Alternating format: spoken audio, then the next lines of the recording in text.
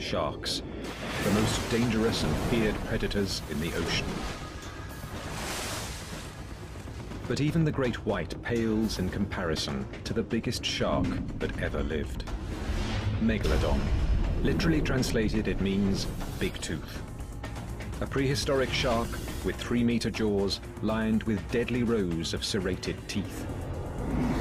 Megalodon used these jaws to inflict massive damage on even the biggest whales in the ocean. Its teeth were huge. 6 to maybe 7 inches long, wickedly serrated on either side like steak knives and shaped like a big, broad triangle. Now, 2 million years after the last Megalodon mysteriously disappeared from the fossil record, scientists are investigating the true shape, size, and behavior of one of the most fearsome predators in history.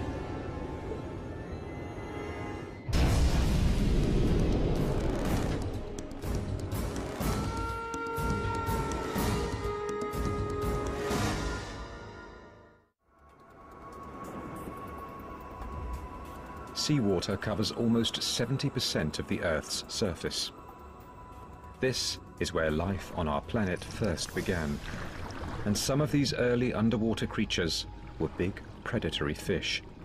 Giant squid, stingrays, toothed whales, and other dangerous predators have long roamed the sea. And 300 million years before T-Rex took its first bite, an apex predator was scouring the watery depths. The shark.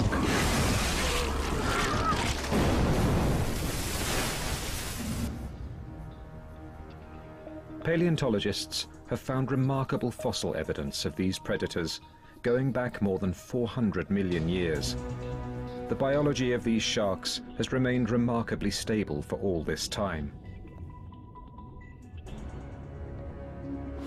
If you looked at a shark from, say, 350 million years ago, you'd have no trouble identifying that as a shark. I mean, it might have some differences with what we think of as sort of the conventional look of sharks today, but you would not be confused. You would know right away that you were looking at a shark.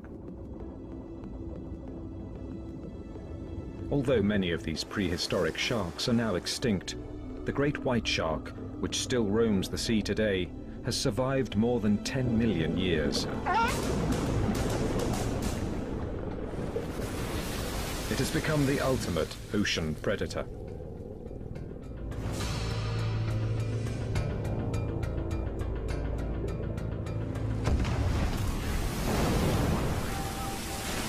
But the great white paled in comparison to another giant shark that ruled the 7 seas, dominating every other predator in the ocean. Megalodon. Literally translated, it means big tooth.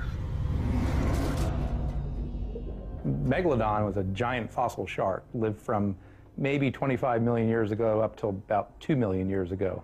The largest oceanic predatory shark that we are aware of in the fossil record. Fantastic, huge, enormous predator that the likes of which the oceans hadn't seen before or since.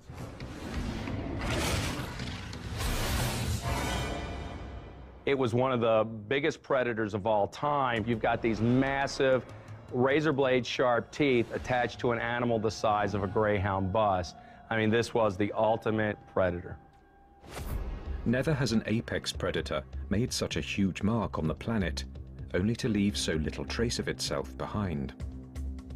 It's like the ultimate detective story. We truly don't know exactly what the Megalodon looked like. We can only assume how it looked and how it killed. In order to solve this mystery, scientists need fossil evidence. But in the case of Megalodon, there are no skeletons left to study. This presents a major challenge to researchers. All creatures, in the sea or on land, begin to decompose and fall apart the moment they die. For those with skeletons, within a short period of time, all that is left are the bones. But when it comes to Megalodon, there's a hitch. The shark's skeleton is constructed almost entirely of cartilage. Consequently, there are very few fossilized remains left to show scientists the size and shape of this gigantic fish. Cartilage. Pliable and light, it's the balsa wood of the body. But exposed to salt water, sand, and especially bacteria, Megalodon's skeleton has little staying power. The cartilage is this brownish yellow material. That's the flexible component of the cartilaginous skeleton. You can actually see the little tiny prisms which add structural support and rigidity to the otherwise flexible cartilage. And that's what gives the skeleton its strength. However, because these individual little prisms of cartilage are held together with organic fibers, after the shark dies, those organic fibers can then decompose. Within weeks, shark cartilage breaks apart and disappears.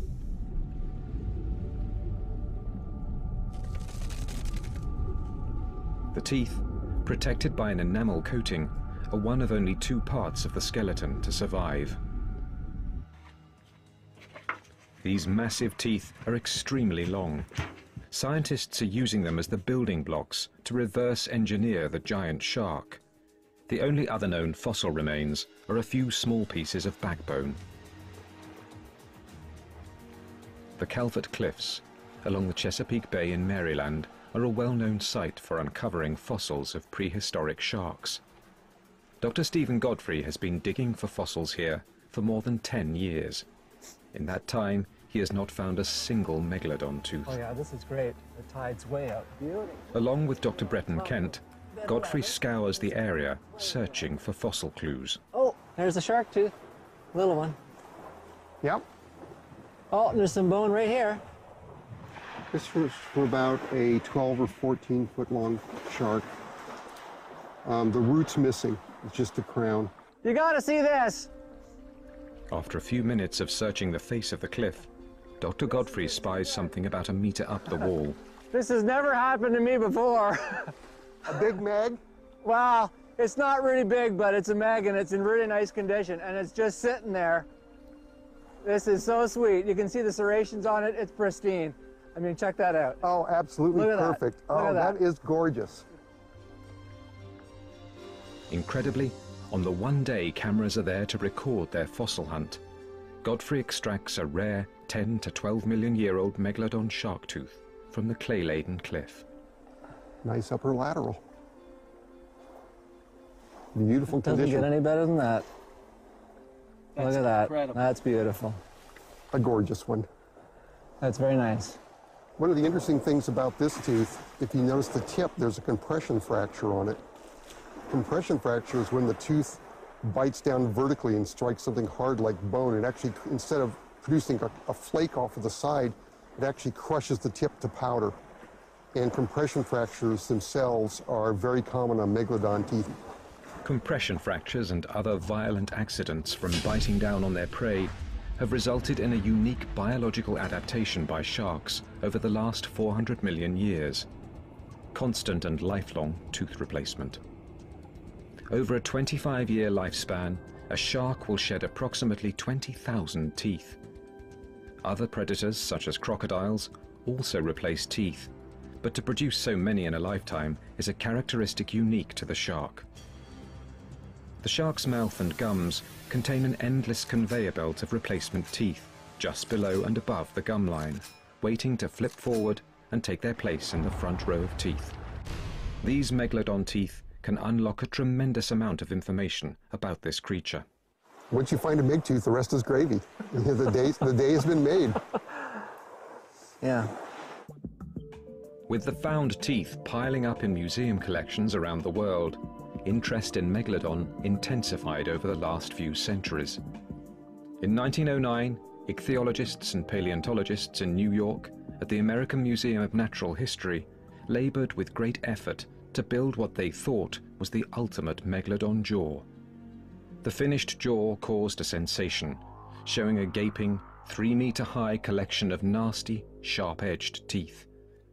But they'd made some crucial errors in their reconstruction that paleontologists continue to correct and refine even today. Zoologist and shark collector Dr. Gordon Hubble has been studying shark teeth and jaws for 4 decades. Back in early 1900s, when they reconstructed that megalodon jaw, besides having a problem with keeping the teeth in the jaw, They didn't know the dental formula, didn't know the dental arrangement of Megalodon, so the teeth were just put in kind of haphazardly. In constructing the display, the scientists appeared to have chosen the largest teeth available from fossil deposits around the world, and the dimensions reflected that. The jaw was enormous. The 1909 effort eventually raised questions. Would the teeth going front to back all be that large? And then there were the sheer number of teeth in the jaw. It seemed excessive. This version of Megalodon had more teeth than the modern great white.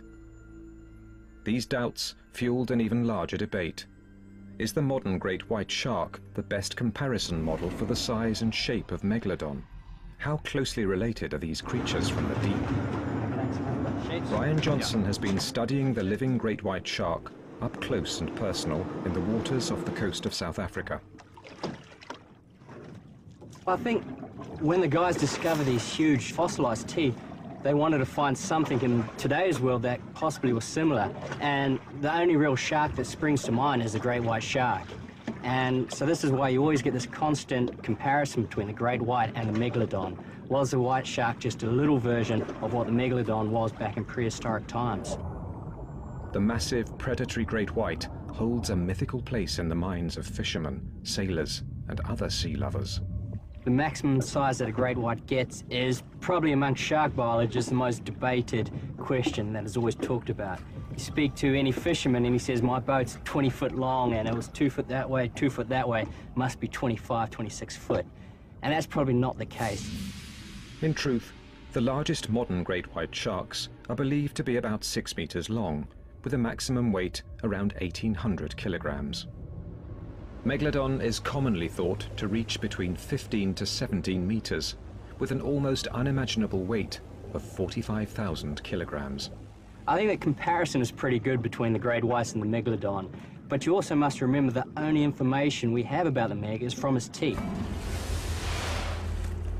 I think the main similarity between the teeth of the meg and the teeth of the great white, other than their big size, is probably the serrations, the triangular serrations. And what that shows immediately is that both sharks, rather than swallowing their prey whole, was taking chunks out of very big prey, possibly as big as themselves. In 1988, scientist Gordon Hubble received a call from a fellow fossil collector about a remarkable find at a phosphate mine in Florida. Larry Martin had uncovered a set of 95 teeth from one megalodon shark. This matched set became the holy grail of megalodon research. They unlocked part of the mystery surrounding this astounding creature. This is the most complete set of associated megalodon teeth that has ever been found. The reason why this is significant is that once we can arrange these teeth, we can figure out if the animal is truly related to the white shark line or if it's related to some other species of sharks. 80 years after the first jaw was constructed, Hubble's teeth may hold the key to understanding the true shape and size of the greatest predator the sea has ever known.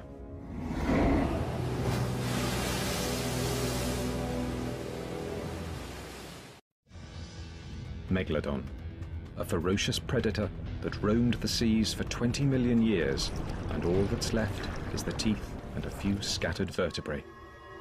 In 1988, Gordon Hubble helped to identify the most complete set of megalodon teeth. But how did these teeth fit together inside the shark's jaw? Hubble was stumped. It led to about 10 years of frustration because we didn't know at the time for sure what the dental formula on the megalodon shark was. And so every time a scientist came to visit us, or just anybody that wanted to look at these teeth, we had them place these teeth how they thought they would go in the mouth. The third tooth is a prominent feature in the modern great white shark's jawline. And that's what really bothered us. It wasn't until we realized that the megalodon is an entirely different line of evolution and does not have that third upper tooth, that small tooth that slants in, and indeed has a third upper tooth that's about the same size as the first two teeth.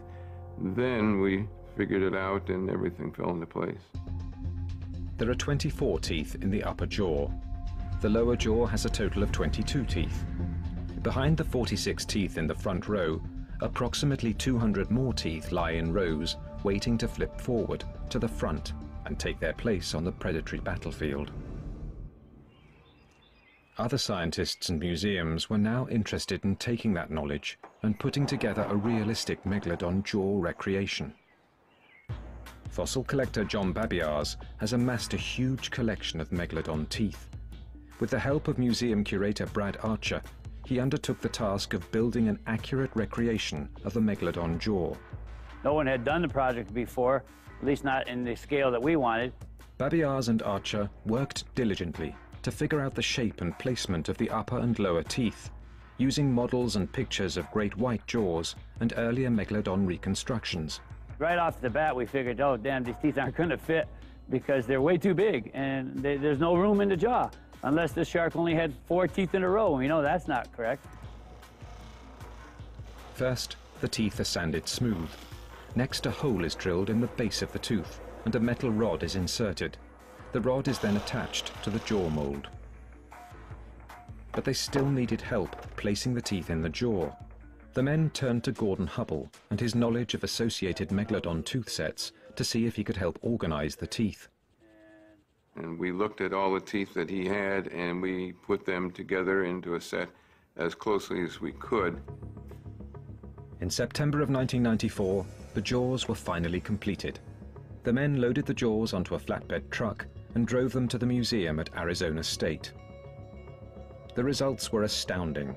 While not quite as large as the jaws built in New York in 1909, it's clear an animal would have to be of massive proportions to carry a set of jaws this size. Well, this jaw is approximately 7.5 feet tall, and it's about 8.5 feet wide, if I remember right, and has about 254 teeth in it, all real teeth. Once scientists had an idea about the size and scale of the teeth and jaws, they could start to figure out what the body was like. The Calvert Marine Museum skeleton paints a vivid portrait of the infrastructure needed to support the massive jaws. But the next step was to create a lifelike representation of this beast. What would a creature of this size look like swimming towards you in the ocean? Dr. Michael Gottfried, who had worked on the Calvert skeleton, now felt confident he could speculate on what this beast might have looked like from the outside.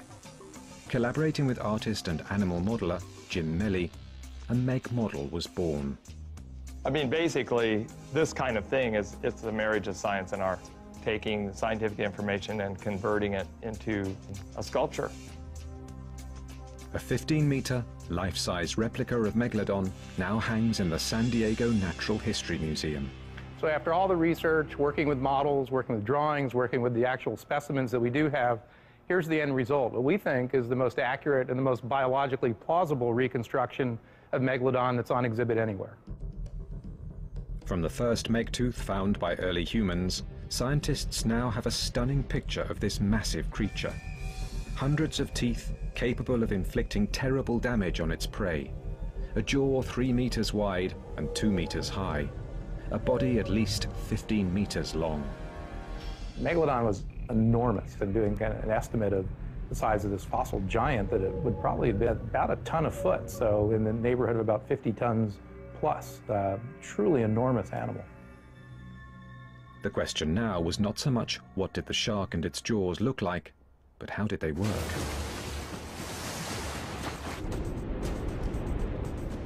Scientists sometimes look to the biting and killing behavior of the modern great white shark to try and understand how Megalodon behaved. Both sharks are thought to use the same thrusting, sawing motion to rip gaping holes in their prey during an attack.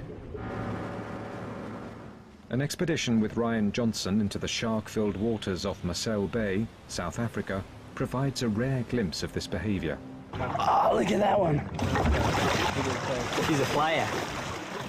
Fresh fish liver acts as good shark bait. It's not long before the first strike. Yeah. There we go. Go, thrust it. So now you hold it. He's going to start doing his head shake. There he goes. Shake. Shake. Ah. Just a little one. See, when he grasped it, he started biting, but then once he really got a hold of it, he started shaking his head back and forth. And that really what makes the white shark unique, is that not only does it bite and try to grasp the stuff and swallow it, it starts thrashing its head back and forth and trying to remove pieces of the meat of the prey that it's eating. But observation from the deck of the boat is not good enough for Johnson. To get a complete understanding of how the great white swims, you need to get in the water with the shark. New audio techniques provide real-time commentary on what Johnson is seeing. All of the great white's power for its swimming is coming from its tail. But what engines this is these two muscle bands, two red muscle bands that go from its body right down to its tails, and they just work like two big pistons going back and forth, back and forth. And this makes it one of the most efficient swimmers and predators in the ocean. We did some experiments a few years ago in which we calculated the speed of breaching great whites, see how fast they were coming out of the water. And these things were hitting up to 19, 20 miles an hour. Megalodon would probably have needed the same speed and power 12 million years ago. The smaller, more agile Cetathier whale, similar to the modern-day minke whale, would have been a fairly common prey item for Megalodon. Still, they were a tough test for Megalodon's hunting ability. Although this whale was only 1/5 the length of the adult Megalodon, it still weighed a massive 9,000 kilograms. Using its powerful tail muscles, the 15-meter carnivore rockets towards the surface. The whale may not have a higher top speed than the Megalodon, but it was more agile. With its awesome power and speed, the Megalodon had the ability to leap above the surface of the water with a 9,000-kilogram whale still in its jaws. In a matter of moments, dinner was served. With one quick kill, Megalodon had proved that it had the strength and agility to rule the oceans of the world.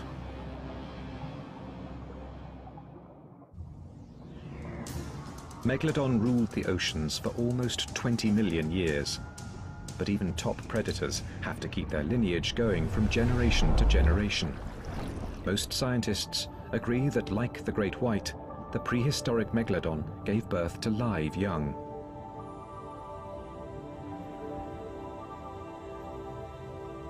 The Megalodon probably gave birth to only one pup at a time. When you consider that a neonate, a pup, would have been anywhere from perhaps 7 to 10 feet long, that's already a very large shark. And those baby sharks were hungry. I can see no reason why they wouldn't have been born ready to attack larger prey items. A herd of docile dugongs, or sea cows as they are sometimes called, might be just the ticket for an apex predator's first meal. One of the other kinds of marine mammals that were prey for Megalodon were the sea cows. They were dugongs, not manatees. Manatees are a more recent evolutionary arrival. So dugongs have tails very much like dolphins, unlike the manatees, which have the more rounded beaver-like end of tail. The mature dugong was about 3.5 meters long compared to the baby shark's 3-meter body. Based solely on size comparison, the baby shark would seem to be at a disadvantage, but size is only one part of the equation. They are relatively slow, sluggish animals. This is a section of sea cow rib, very heavy and dense, and you'll notice that there's this bite mark running across the rib made by the tooth of a very large shark. The hungry baby shark rushes forward. One small juvenile dugong is slow to react, and the shark is on it. A lifetime of hunting has begun. Scientists are also keenly interested in just how long was the lifetime of these giant sharks. In the Fossil Preparation Laboratory at the Florida Museum of Natural History, Dr. Bruce McFadden and his students are doing cutting-edge research into the lifespan and eating habits of prehistoric sharks.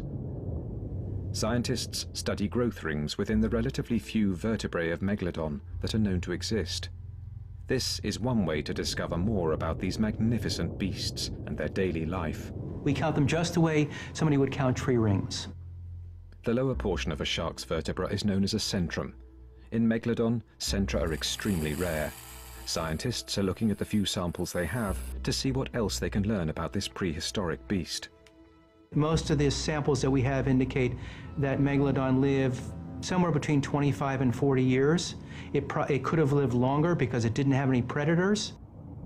Estimates of how much the Megalodon needed to eat ranged from 600 to 1,200 kilos of food a day. This high-energy animal must have been consuming a wide range of fish and marine mammals to sustain its life. We don't know exactly what foods they were feeding on. No matter what they were eating, one thing is clear.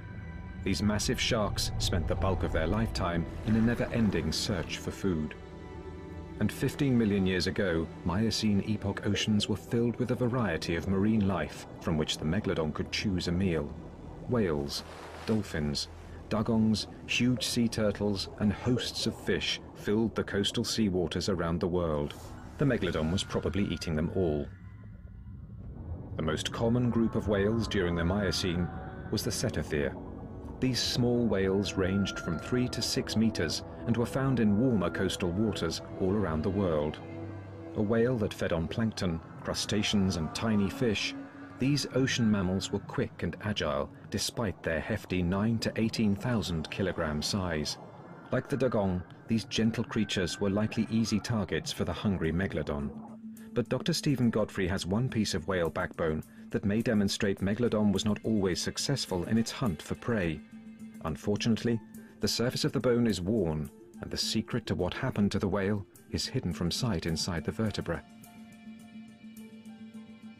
So we've got it up off the table. Now, do you want the entire thing scanned or just through pathology? The modern CAT scan can help. Godfrey uses today's technology to look back some 12 million years. It reveals the severity of the ancient whale's injury. A compression fracture runs the length of this vertebra. Dr. Godfrey theorizes what might have happened when the small whale was attacked by the massive Megalodon.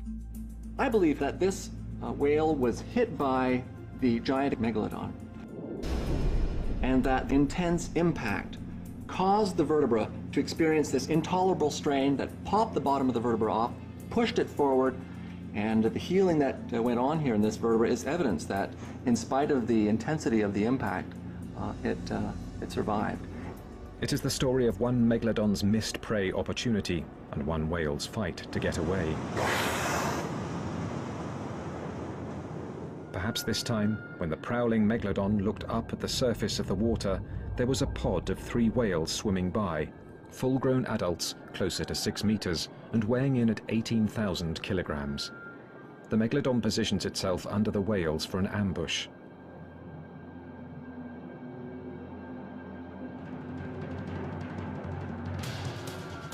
The small whale wavers, and the giant shark cannot adjust its trajectory. The Megalodon's massive jaws miss their target, and his head smashes into the whale's back. As the CAT scan proves, this time the whale escaped. The whale was lucky. In most cases, it was easy prey for Megalodon. But 20 million years ago, there was another marine mammal that could match Megalodon's aggression. This is a skull of an ancient whale called a squalodont, and these animals could echolocate, and they were probably top predators for their time. Squalodon would have been a pretty formidable opponent. Squalodon didn't get as big as Megalodon, but they got pretty good size. 25, 30 feet, I think, would be a pretty good estimate for a reasonable sized Squalodon. Squalodon was a top predator, like today's transient orcas. If we want to interpret any behavior of an extinct animal, we have to look at modern animals. In the case of these squalodonts, we would probably look at the modern killer whale. Whales have been known to attack sharks. It's not simply a one-way street where sharks attack whales. Squalodon, at a maximum length of 9 meters, would not have taken on a 15-meter Megalodon by itself, but they would fight. If the Megalodon spotted a Squalodon, it wouldn't have hesitated to attack. Scientists believe these marine mammals may have traveled in pods. Squalodon, being a big-toothed whale, would have been a highly intelligent animal. Megalodon, not so much.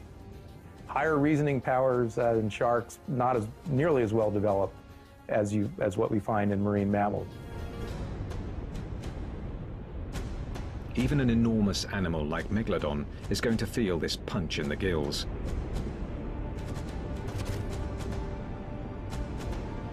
This time, it's outnumbered.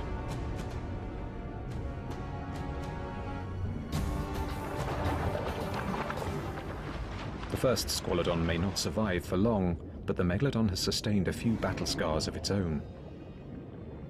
Not all attacks were successful. Like all predators, only a certain percentage of their attacks actually result in killing a prey that they then consume. But prey species other than squalodons and dugongs may have provided richer pickings. There were also large whales swimming in the coastal waters of the Pliocene epoch. Really large whales. And when Megalodon wanted a three-course dinner, it may have gone after a beast even bigger than itself.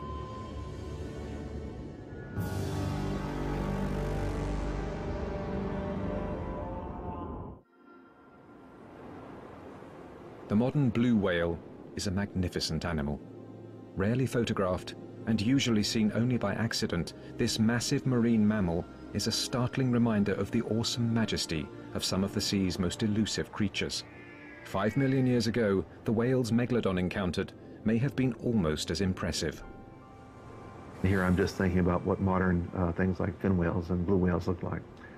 It would have been a coastal animal, would have been a migratory animal.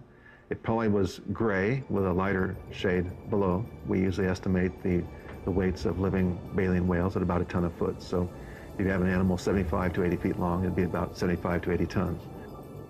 So you've got at least 5 species there. You know, those actually look like herpetocetines, the weird kind of cetatheres. Dr. Lawrence Barnes and his colleagues have uncovered hundreds of whale bones in the last few decades. One intriguing discovery was a large whale found near Santa Barbara with a shark tooth tip stuck in its jawbone. Here was a creature that was possibly 3 to 9 meters longer than Megalodon, a whale that would have outweighed the shark by 22,000 kilograms. But the reward for killing a larger whale would have been a much bigger food source for the Megalodon. A whale of this size is packed with layers of tough, stringy blubber. Megalodon would need all of the size, volume, and deadly serrations along its teeth to take down the animal. The key this time is bite force. How much jaw power did Megalodon actually have? At the University of New South Wales in Australia, Dr. Stephen Rowe is using high-tech computer sleuthing to try and understand the cranial mechanics of bite force found in modern and prehistoric animals. Bite force is the amount of pressure applied when the jaws of an animal bite down on its prey. What's generating the bite force here are the actual jaw closing muscles. What we're looking at is a simple lever system. So we apply force on one end of the lever and we get a reaction force on the other end of the lever. Rowe's process for understanding bite force in sharks starts with the gruesome task of CAT scanning a shark head at a local hospital. I then build a surface model, and from that I can then create a solid 3-dimensional engineering model or finite element model. From this engineering model, Rowe has figured out the potential maximum bite force of the modern great white shark. In the case of a really big white pointer, we're predicting a bite force around about 4,000 pounds. These largest of white pointers are really pushing the envelope as far as living animals are concerned. With the bite force per inch data from the great white, Rowe extrapolates what he believes to be a fairly accurate understanding of the bite force of the Megalodon shark. Toward the upper end of estimates of body mass for Megalodon, we're getting bite force estimates of about 40,000 pounds, which is just humongous. With 40,000 pounds of bite force, you could bite through a truck if you had the teeth and jaws to stand up to it. This must have been an absolutely terrifying object to any whale. Of course, living large baleen whales get very, very anxious when they see or hear orcas or killer whales. but the sight of one of these guys coming at them must have been just absolutely horrific. The baleen whale didn't have much time to be anxious once the attack had begun. It would appear that Megalodon typically took out large whales by swimming up behind them, biting their tail flippers off, basically just disabling the whale's propulsion system altogether.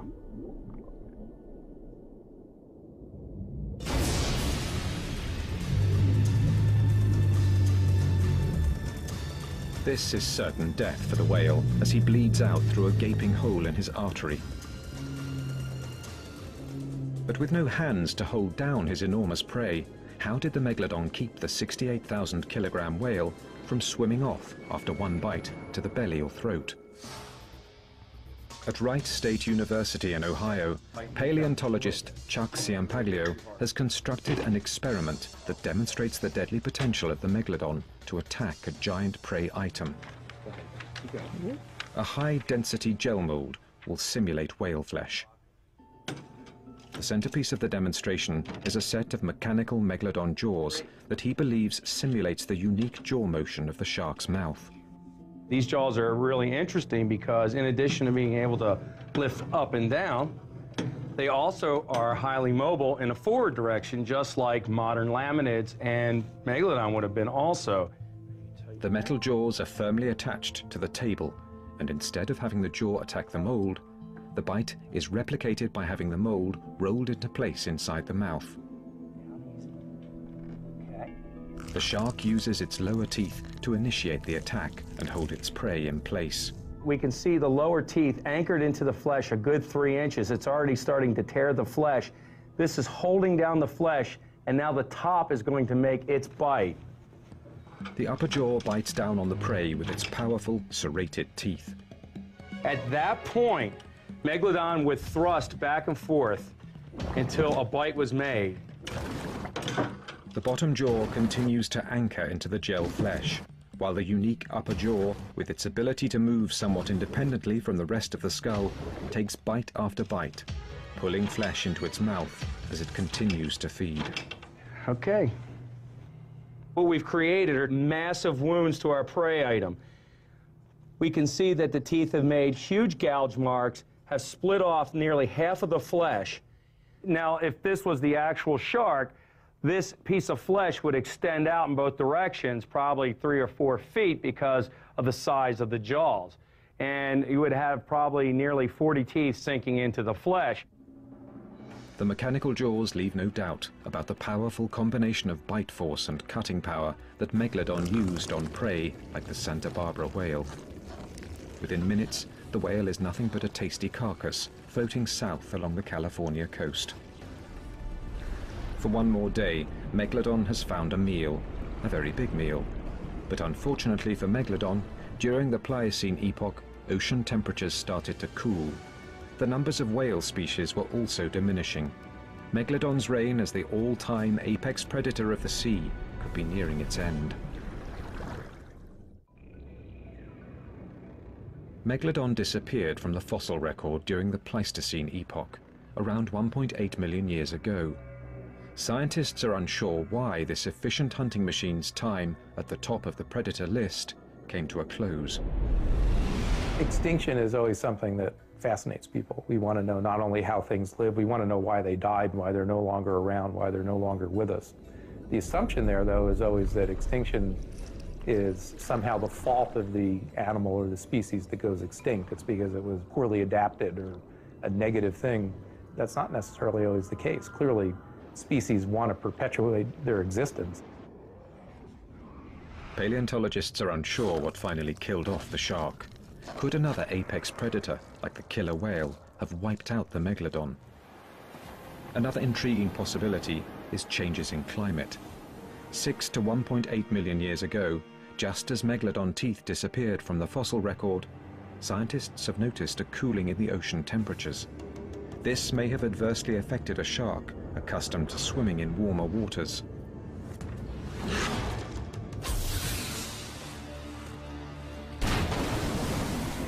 Paleontologists also know that as the Miocene epoch progressed, the population of smaller whales was replaced by larger whales. these whales may have favored colder climates to the north. It might very well be that as whales became migratory and spent the summertime in northern latitudes, that in fact the sharks just didn't have access to the big whales. By the middle of the Pliocene, without year-round access to larger prey, Megalodon may have been feeling acute hunger pangs. With a loss of a large portion of the whales, perhaps 3/4 of all the whale species at the time, we ended up losing a major food source for Megalodon. The giant shark would have become increasingly desperate for food. Cannibalism was always a possibility with Megalodon, but could have increased as other sources of food thinned. Smaller Megalodon teeth have been found in deposits alongside other marine mammals that were prey items for the shark. There is speculation that these juvenile Megalodons may have been at risk from bigger, hungrier Megs. The closing of the land bridge in South America may have also affected the worldwide migratory patterns of some marine animals. The disappearance of the Central American seaway and its replacement by a land bridge and the effect upon marine organisms has been debated among scientists. We look at things like even the modern sperm whales. The same species exist in both the Atlantic and Pacific. And the question is, are they going around the southern continents, or are they just very slow to evolve? It is unclear if the closing of the Isthmus of Panama that connects North and South America could have affected Megalodon. Scientists continue to search for clues about Megalodon and its demise by studying the great white shark. For starters, the modern great white is equipped with a remarkable internal heating system known as gigantothermy, which is an excellent survival tool. Most fish are cold-blooded, and the great white isn't. It's warm-blooded. It elevates its body temperature up above the ambient water temperature, which for a long time was a characteristic solely assigned to mammals. And they do that with a special system of blood vessels that actually warms the blood that supplies critical parts of the shark's sensory biology, so the eyes, the nose, particularly. Paleontologists have not yet figured out if Megalodon possessed this extraordinary biological capability. If they did not, as temperatures cooled, it's possible the great white was in a better position to withstand the dip in the ocean temperatures. More importantly, scientists believe having more variety in its diet probably helped the great white shark. While Megalodon was primarily preying on larger marine mammals, the great white was able to eat smaller prey items and fish. They need less biomass to keep going. There's probably not as much pressure, if you will, as there is on an apex predator the size of Megalodon, which would need a tremendous amount of biomass to maintain its existence. In essence, unlike the great white, Megalodon may well have eaten its way out of existence. The great white was clearly a more adaptable animal, and as a result it flourishes in oceans around the world to this day. But the question of whether these two magnificent sharks were related continues to interest scientists. Paleontologist Chuck Ciampaglio and other experts insist there was little direct relationship between Megalodon and the great white. According to Ciampaglio, advanced computer technology underscores the differences between the two animals. I think one of the things I'd like to see cleared up is that to allow Megalodon to be called, you know, Carcharocles, Megalodon, change the name, separate it out from the great white, and let's get on with business at this point. The great white tooth and the Megalodon tooth do have some markings in common. Both are triangular and serrated. But the great white tooth and its prehistoric ancestor have little or no scar at the base, whereas the Megalodon clearly has a prominent chevron-shaped scar. And blowing up the great white tooth to the same height of a Megalodon tooth reveals that even at the same length, the great white fossil tooth is noticeably thinner and more gracile than the Megalodon tooth. Well, let me do the converse here. Let me show you a very small Megalodon, about approximately the same size as this great white, and you can see that small sizes the Megalodon doesn't look the same. Again, the serration densities are different. This tooth is distinct from this great white no matter how big you make it. The team compared the dentition of the modern great white, the extinct Mako, and Megalodon.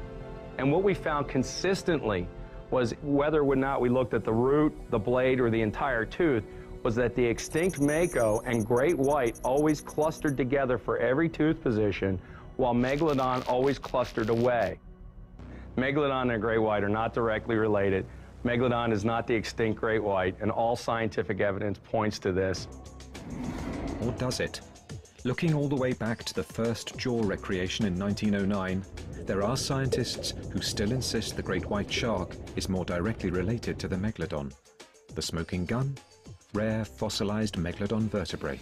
Backbone anatomy suggests that Megalodon and great whites are quite closely related to one another. These researchers are turning to work being done on the centra of Megalodon vertebrae to support this theory. I think because the vertebral centra haven't been as thoroughly studied, they provide some very important clues, and I think they ought to be studied very carefully. But Megalodon centra are not common. Worldwide, for the 16 or 17 million years that it lived, we probably have on the order of 12 to 24 vertebral centra of Megalodon preserved. It'll be some time before scientists can collect more comprehensive data in this area. Perhaps the information locked inside the vertebral centra can finally answer the question of whether or not Megalodon's legacy lives on in the great white shark. One point everyone agrees on is that there is much more to learn about the physical makeup and behavior of Megalodon. And one thing is certain: the unique combination of physical size, tooth shape, jaw strength, and appetite created an animal unique in the 400 million year history of sharks. Big Tooth is still the all-time king of the sea.